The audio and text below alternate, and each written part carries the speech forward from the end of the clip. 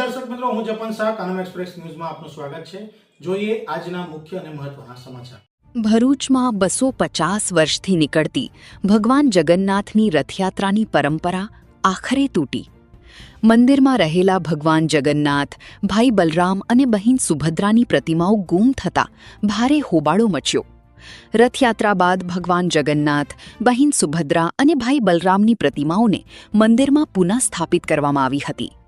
મંદિરમાંથી ભગવાન જગન્નાથ, બહેન સુભદ્રા અને ભાઈ બલરામની પ્રતિમાઓ ગુમ થઈ હોવાનું ભાનુબેન ગોસ્વામીએ જણાવ્યું।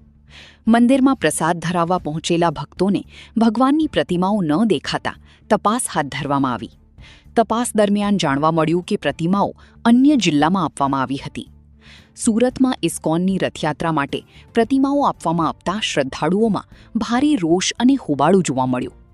ભાનુબેન ગોસ્વામીએ સવાલ ઉઠાવ્યો, શું આવનાર સમયમાં મેઘરાજાની પ્રતિમા પણ તૈયાર થશે અને કોઈ માંગશે તો આયોજકો તેની પણ આપી દેશે? ભરૂચમાં ભોઈ પંચ દ્વારા મંદિરમાંથી પ્રતિમાઓ બહાર કાઢવામાં આવતા સમગ્ર મામલો વિવાદમાં સપડાયો। રિપોર્ટર અવી સૈયદ, ભરૂચ। આ લોકો મૂકીને ગયા ને પછી ભદ્રસભાઈ આવ્યા તો એમને એવું કીધું આ મૂર્તિ તમે સુરત આપો, તો અમે તો ના કીધું કે અમારથી ના અપાય, તો એ માયના જ નહીં કે અમે હું પ્રમુખ છે એમ કે તમે પ્રમુખ બન્યા તો એવું થયું કે તમે જે કહેશો તો અમારે કરી લેવાનું, એવું કીધું મેં।